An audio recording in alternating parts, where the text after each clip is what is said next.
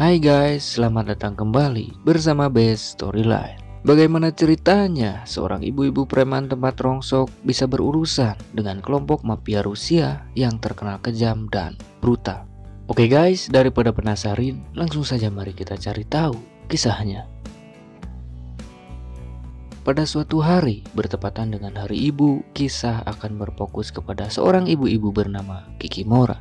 Kehidupan ibu-ibu satu ini terbilang agak kacau karena setiap harinya Kikimora selalu mabuk-mabukan dan dia juga kerap berkelahi dengan orang-orang yang dianggapnya sebagai pengganggu ketenangan. Ketika di perjalanan pulang setelah membeli bir, saat itu juga Kikimora melihat dua gadis remaja yang tengah diganggu oleh beberapa berandalan. Tanpa basa-basi, Kikimora langsung menegur dan mengusir para berandalan tersebut. Tak terima ditegur, mereka pun berbalik mengganggu Kikimora dengan ocehan yang membuat wanita itu kesal sehingga terjadi keributan di sana.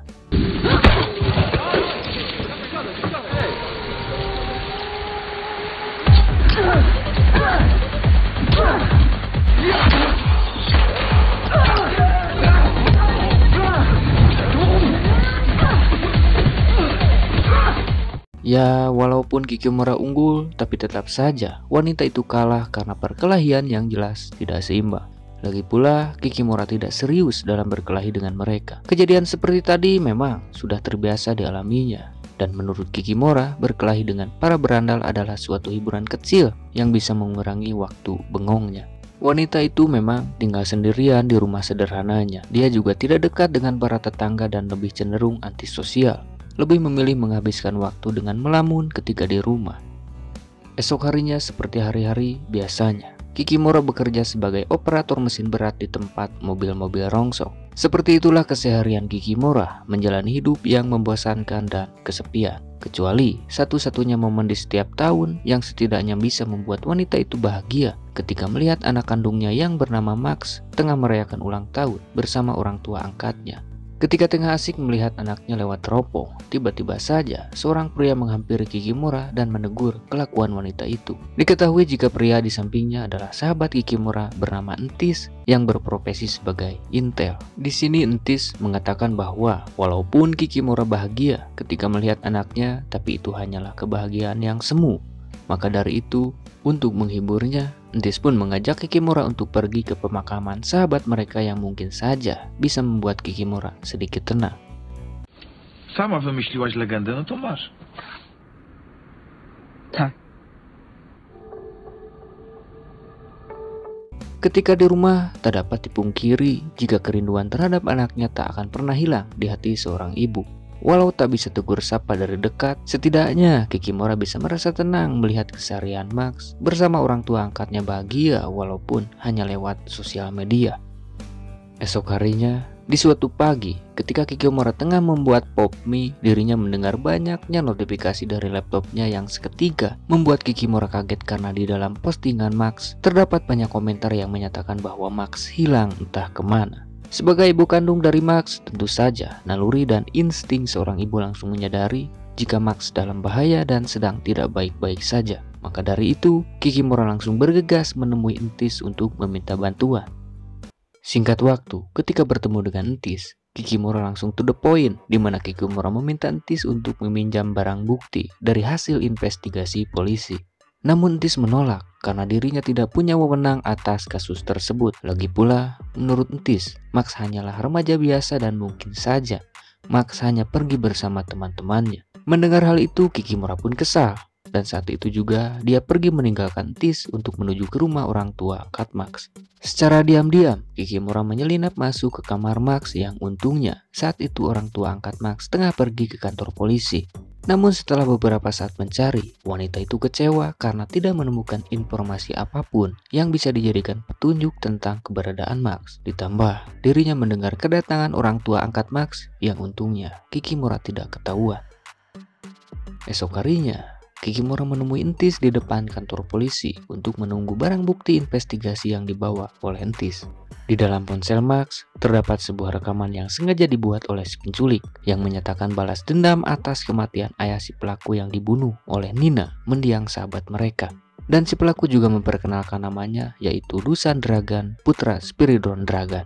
Namun, yang membuat Kikimora heran adalah bagaimana bisa si pelaku mengetahui jika Max adalah anak dari Kikimora dan Nina adalah sahabat mereka. Sedangkan tidak ada siapapun lagi yang mengetahui rahasia mereka kecuali mereka bertiga. Pada suatu malam, mereka pun kembali bertemu untuk membicarakan kasus yang sedang mereka selidiki, di mana Entis menjelaskan setelah dirinya ikut meeting bersama para petinggi intelijen, terdapat sebuah informasi mengenai sindiket kriminal internasional, atau mereka menyebutnya rejim, dan rejim tersebut dipimpin oleh seorang wanita bernama Nyonya Pap. Menurut ketua intelijen, rejim ini yang mengendalikan segala macam kegiatan para mafia, dan di bawah Nyonya Pap ada Polto, seorang ketua mafia paling brutal dan gila. Polto merupakan penguasa dan pemimpin dari para sindikat kriminal. Di bawah Polto ada seorang pria bernama Titus, di mana dialah yang mengurus perdagangan manusia. Dan berikutnya ada Baton, orang yang mengendalikan peredaran narkoboy dan obat-obatan terlarang lainnya. Berdasarkan rekaman CCTV, Entis menduga jika salah satu dari para penculik ada Dusan Dragan, orang yang sebelumnya memberikan ancaman. Namun sayangnya, pria itu tidak diketahui keberadaannya setelah Max dijual kepada anggota rejim.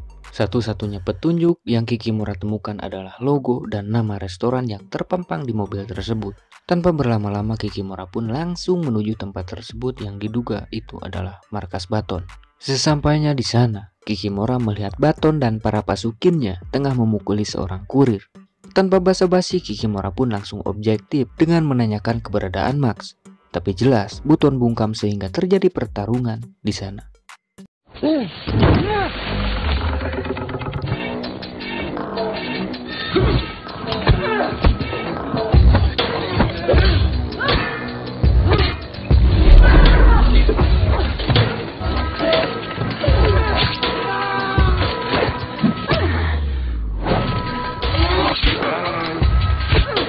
Setelah semua pasukin Baton dibantai habis, dalam kondisi ketakutan akhirnya Baton pun mengakui dan memberitai Kikimora jika Max dibawa ke tempat Titus. Sementara itu di markas Titus, para korban penculikan terlihat ada beberapa orang yang sudah meninggal dan beberapa yang selamat akan dikirim ke beberapa tempat. Sebagian ada yang dibawa ke tempat Polto dan sebagian lagi akan dikirim ke luar negeri. Di sisi lain, rupanya Kikimora sudah berada di sana, tengah mengintai dari kejauhan untuk memastikan Max ada di barisan para korban. Tapi sialnya, Max tidak terlihat sama sekali sehingga Kikimora memutuskan untuk masuk ke markas Titus yang mungkin saja Max masih ada di sana. Sementara itu di tempat lain, tepatnya di istana Polto, kita akan diperlihatkan kepada sosok Polto yang dijuluki mafia gila. Alasan Polto dijuluki demikian karena pria itu cenderung merujuk ke sifat psikopat, di mana Polto dengan sengaja menghabisi ayahnya sendiri dan mengawetkan kelapa ayahnya di dalam sebuah toples. Tujuannya agar sang ayah hanya bisa melihat tanpa memberikan ocehan ketika Polto melakukan aksi kriminal di luar batas. Beberapa saat kemudian, Polto mendapat telepon dari Titus yang mengabari jika paket akan sampai di titik penjemputan sekitar 2 hari lagi, dan Titus pun meyakinkan jika semuanya aman terkendali. Kembali kepada Kikimora yang hanya menemukan setumpuk mayat dari korban penculikan di dalam mobil box. Kikimora pun kesal, dengan cara apapun dia akan mencari Max dan membalaskan perbuatan biadab yang dilakukan Titus. Maka dari itu, Kikimora langsung menghajar Titus beserta semua anak buahnya tanpa ampun.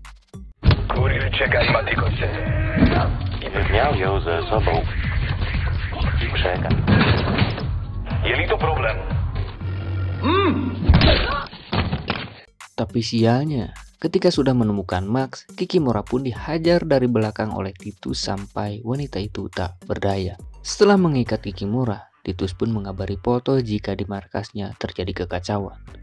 Beberapa jam kemudian, Polto beserta para pasukin pun tiba di markas Titus. Tanpa memperdulikan kondisi Titus yang babak belur, Polto pun dengan kesal berjalan menuju ruangan tempat Kikimora diikat.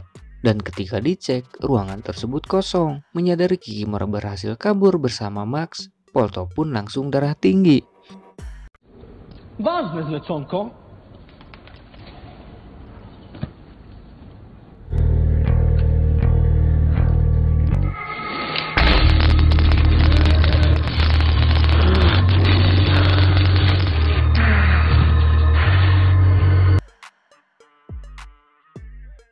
Setelah itu, Polto menghubungi Nyonya Pap untuk mengabari kekacauan yang sedang terjadi. Mendengar kabar tersebut, Nyonya Pap pun tidak peduli seberapa banyak anak buah Polto yang tewas, karena menurutnya uang tersebut lebih penting untuk melancarkan bisnisnya.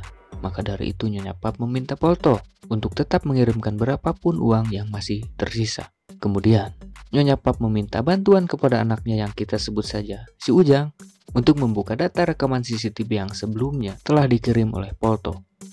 Lalu setelah dibuka, Nyonya Pap kaget karena wanita yang membantai para pasukin Titus adalah teman lama Nyonya Pap, yaitu Kikimora. Dan saat itu juga Nyonya Pap menghubungi seorang informan untuk mencari tahu di mana keberadaan Kikimora. Kembali kepada Kikimora yang tengah dalam perjalanan pulang. Di sini, Max bertanya mengenai siapa Anda, wahai ibu, dan kenapa ibu rela menyelamatkan Max sampai-sampai mengambil resiko yang sangat besar. Namun, Kikimora tidak menjawab, bahkan wanita itu kesal kepada Max karena bocah beban itu terus mengoceh hingga ketika sudah tiba di tujuan pun, Max malah kabur sehingga mau tidak mau Kikimora harus sedikit keras untuk membuat bocah itu mengerti akan keadaan. Tapi rupanya Kikimora tidak membawa Max pulang ke rumah orang tua angkatnya, melainkan Kikimora mengajak Max untuk tinggal sementara di bunker rahasia miliknya. Karena Kikimora menyadari jika Polto dan Nyonya Pap tidak akan tinggal diam dan akan berbahaya jika Max dipulangkan ke rumah orang tua angkatnya. Untuk sementara waktu mereka akan tinggal di sana. Sebenarnya momen inilah yang sangat diinginkan oleh Kikimora, momen di mana dirinya bisa tinggal serumah dengan anak kandungnya. Tapi sayangnya Max masih belum menyadari dan menganggap Kikimora hanyalah orang asing atau anggota kepolisian yang ditugaskan untuk menyelamatkan dirinya. Sementara itu kita dialihkan kepada Entis yang tengah dikunjungi oleh putrinya. Rupanya pria itu pun memiliki masalah di keluarganya, di mana istrinya menceraikannya, bahkan anaknya pun tak pernah menghargainya dan selalu mengabaikan Entis yang ingin putrinya sekolah di sini dan tinggal bersamanya. Masalah ekonomi yang memicu hal tersebut, di mana Entis tidak mampu membiayai kehidupan glamor istri dan anaknya. Kemudian, ketika putrinya akan pulang, Entis pun bertanya mengenai kapan putrinya akan kembali mengunjunginya lagi. Tapi putrinya menjawab dengan perkataan yang sangat menyakitkan, bahwasanya dirinya tidak akan kembali lagi ke sini, dan jika Entis ingin bertemu, maka datang ke sana ketika sudah memiliki uang yang banyak.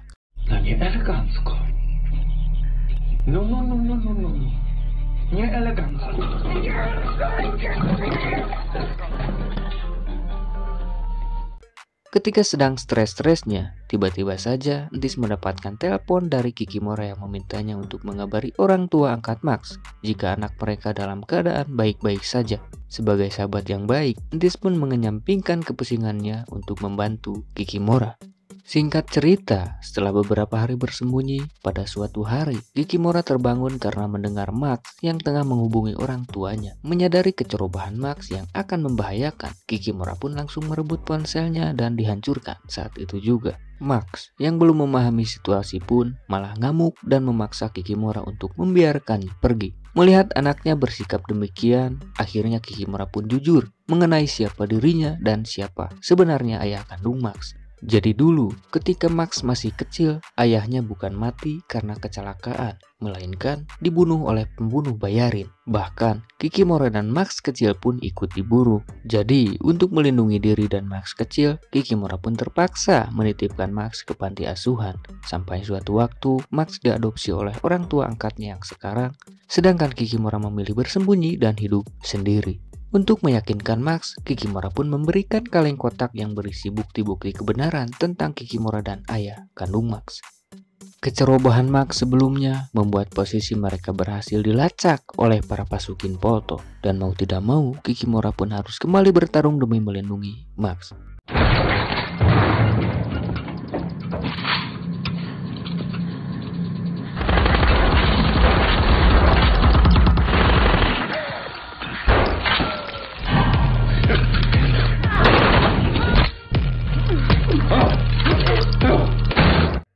Berdasarkan berkas yang diberikan kepada Max, di dalamnya terdapat fakta yang cukup mengejutkan, di mana sebenarnya Kikimora adalah Nina Nowak, mantan prajurit militer yang berpangkat mayor. Dan nama Kikimora hanyalah nama panggilan semasa masih menjadi anggota militer. Dan untuk kuburan yang bertuliskan Nina Nowak itu hanyalah sebatas formalitas untuk menutupi identitas aslinya. Jadi tidak heran jika Nina alias Kikimora sangat ahli dalam menggunakan senjata dan menguasai pertarungan jarak dekat. Bahkan, Nina pun mampu membantai habis kelompok mafia seorang diri karena ibu-ibu satu ini memiliki jiwa yang brutal.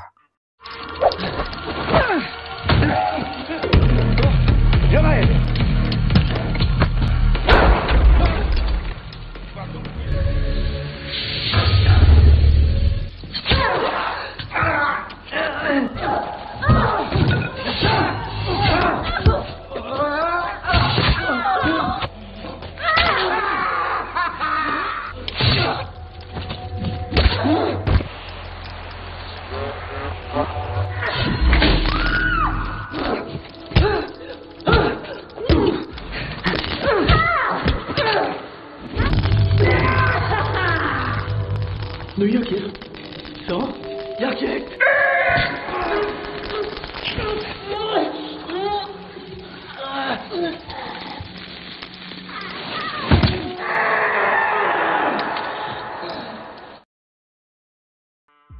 Setelah Max mengetahui fakta sebenarnya, bocah itu malah pergi meninggalkan Kikimora.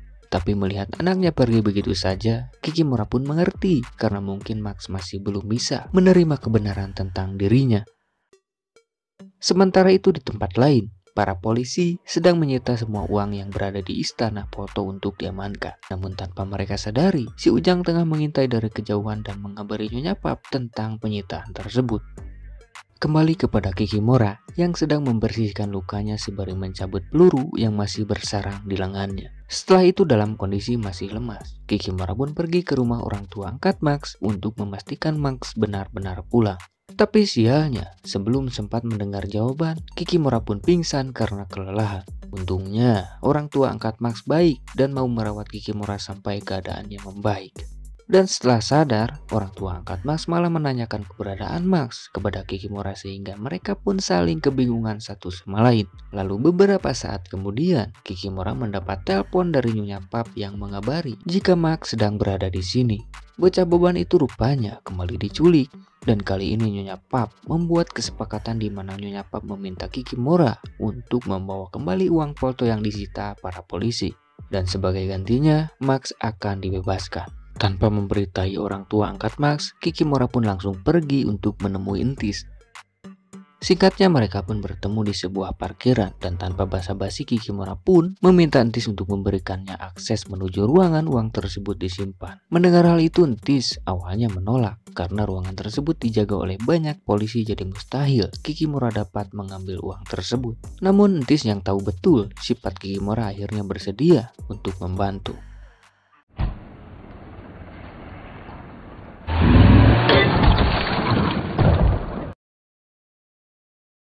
Ketika tersadar, Kikimora berada di dalam mobil box dalam kondisi terikat bersama setumpuk uang hasil penyitaan, di mana Entis bertujuan untuk membunuh Kikimora dan menguburnya saat itu juga.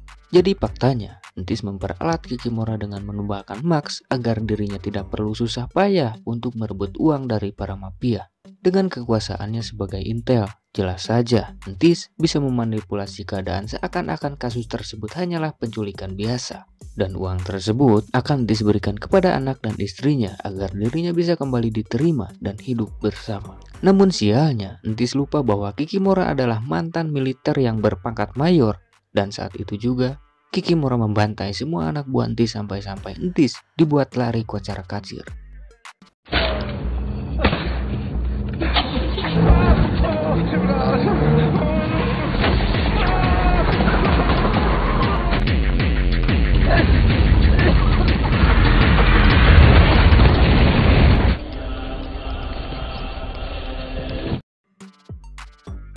Singkatnya, Kikimora pun sudah berada di kantor Nyonya Pap untuk melakukan pertukaran. Untungnya, kesepakatan berjalan lancar tanpa ada kelicikan satu sama lain.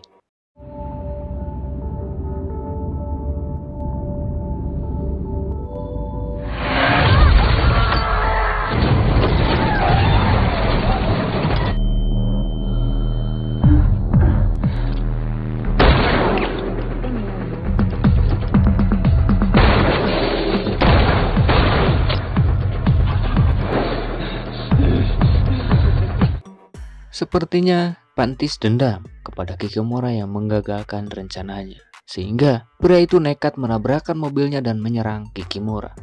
Tapi sayangnya sekeras apapun usaha Ndis untuk membunuh Kikimora, pada akhirnya Ndis pun kalah dan bisa saja pria itu mati di sana jika Kikimora tidak menganggapnya sebagai sahabat. Setelah itu, Kikimora pun dengan berat hati mengantarkan Max pulang ke rumah orang tua angkatnya. Mungkin mereka bisa membuat Max bahagia dengan finansial dan fasilitas untuk menunjang kehidupan Max lebih baik. Tapi setidaknya, Kikimora telah mengajarkan Max apa artinya memahami dan menerima kenyataan pahit tanpa menumbuhkan dendam di hati anaknya. Dan film pun tamat. Baik teman-teman, mungkin sekian dulu untuk video kali ini. Semoga terhibur dan jangan lupa untuk dukung terus channel ini agar lebih baik dan tidak burik lagi. Oke teman-teman, saya cabut dulu. Ciao.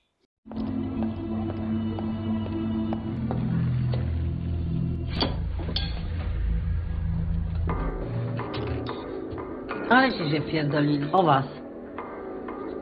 Teraz dopiero się.